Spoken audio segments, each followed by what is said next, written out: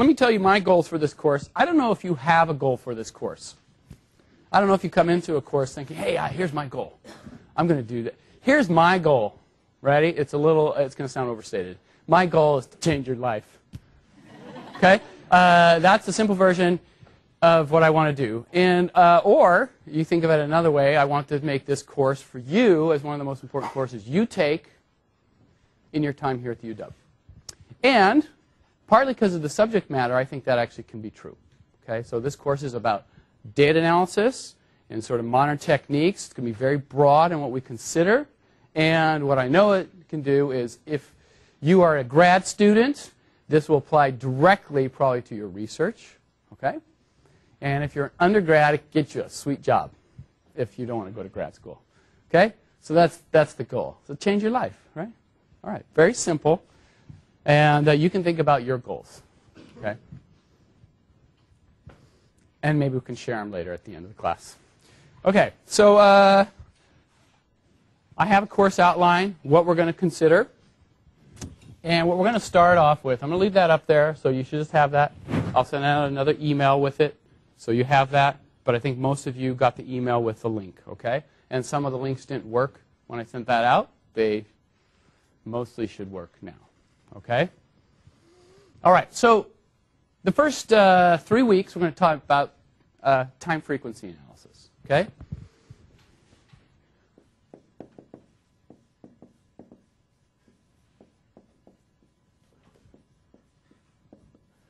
Now, if you notice in the notes, I do a little bit of review of statistics in the first 3 lectures in the notes. I'm not doing that. So what I'd like for you to do is look that over. It talks a lot about flipping coins. Who doesn't love to flip a coin? Well, it would talk a little about flipping coins. Just read through that, okay? But I have such good stuff coming up that I don't want to waste time flipping coins. I got better things to do, and so do you. So we're going to just start off on the time frequency analysis and move from there, okay? All right. So what is time frequency analysis? Mostly it's going to do, we're going to think about it in terms of signals, processing signals, okay? And what we're going to think about is, what we're going to get into thinking about here is looking at signals in frequency domain. Well, I don't have to spell frequency. It's right there. And we're going to think about doing this using Fourier transforms and wavelets. Okay? And these basically are going to be objects which are going to allow us to think about doing analysis of signals. Okay? All right. So let's start off here, Fourier transforms. Now, some of you may or may not have a background in Fourier analysis. For those of you who do, well, we'll do a little quick brief review about what Fourier's ideas were. And we're going to move on into the next lecture and thinking about doing radar problems with it. Okay? That's one of the first classic signal processing problems you can think about is, okay, I have a noisy signal. How do I extract it from a background? Okay? So we want to first talk about the idea of Fourier. And he was a pioneer. He made this startling assertion back then, which was I can take a given function and I can represent any function as a sum of cosines and sines. Okay, so now most of you know cosines and sines are 2 pi periodic functions. And he didn't say I can represent any function that's periodic. He said, give me a function on a domain. I'll represent it for you with sines and cosines. Okay? So the idea was to come up with what's called the Fourier series, which is something like this. And cosines plus sines. And for here, what we're going to do is we're going to work on a domain from negative pi to pi. And if you're not working on negative pi to pi, you always can just rescale to negative pi to pi. Okay? All right. So the question then is, well, if this is true, I better figure out how to compute these A of n's and B of n's, right? I mean, if that's really true that I can do this, the only thing left for us to do is figure out, well, how do I get A of n's and B of n's out of this thing? And the way you do that is, what we're going to do is do the following. we're going to multiply both sides of this equation by cosine mx. So n and m are going to be integers. And then not only are we going to multiply by that, but then we're going to also integrate it from negative pi to pi. So if I do this to the left side, this is what I get, and this is some value, is equal to, what's on the right side is, well, I get this a naught over 2, and I'm multiplying it by cosine mx dx from negative pi to pi. Right?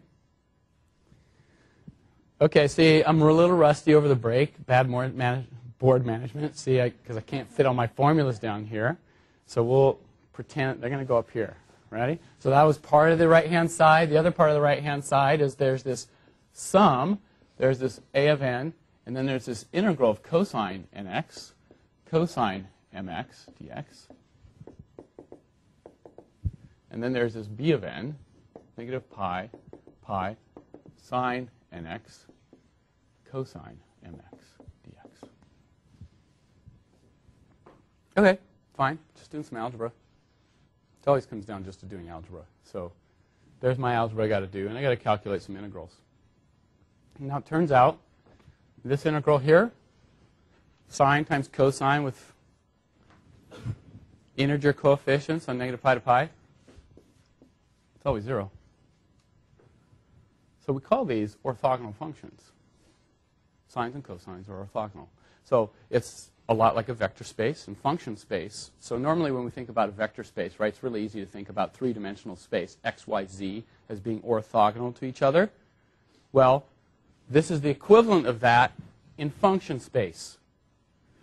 Cosine 1x, cosine 2x, cosine 3x are directions in function space, and they are orthogonal to cosine 1x, cosine 2x, cosine 3x. Now this one here, a little more interesting.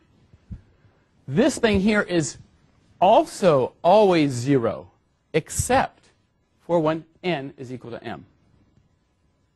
And when n is equal to m, you get a value. It's pi. Yes? So this here is 0, except when n is equal to m, and then it's equal to pi. Great. Now with that alone, what happens is all this goes to 0. There's only one term left here. That is when this sum here, remember, is n is equal to negative infinity to infinity. When n is equal to m, this gives me pi. It's the only thing left over here.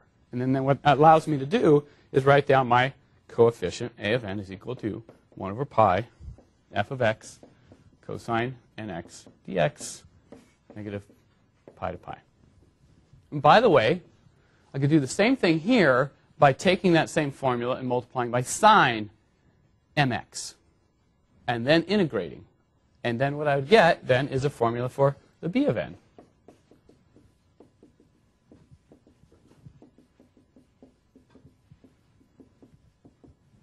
So Fourier told us that, hey, take this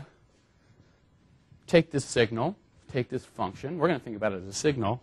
And not only can I rewrite this thing or calculate it in terms of, expand it in terms of cosines and sines, but I can tell you how to calculate the coefficients of those sines and cosines so that this thing can converge.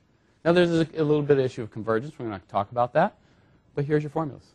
Okay? So I can compute the sine and cosine series of any given function.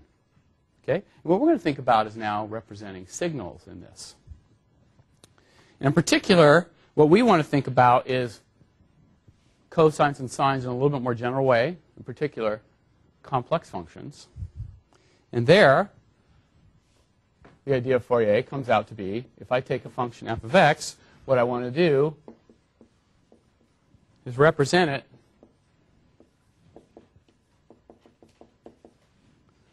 something like this. If I'm on a domain negative L to L, I can always represent the function as a sum of cosines and sines.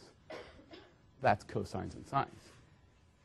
You remember e to the ix? You remember the Euler identity? E to the ix is cosine x plus I sine x. So this is really just cosines and sines, but now we have it in terms of an exponential, complex exponential, but it's just frequency components. And then the C of n here are equal to 1 over 2L. Negative L to L, f of x, e to the negative I, n pi x over L dx. Okay, there's our formulas.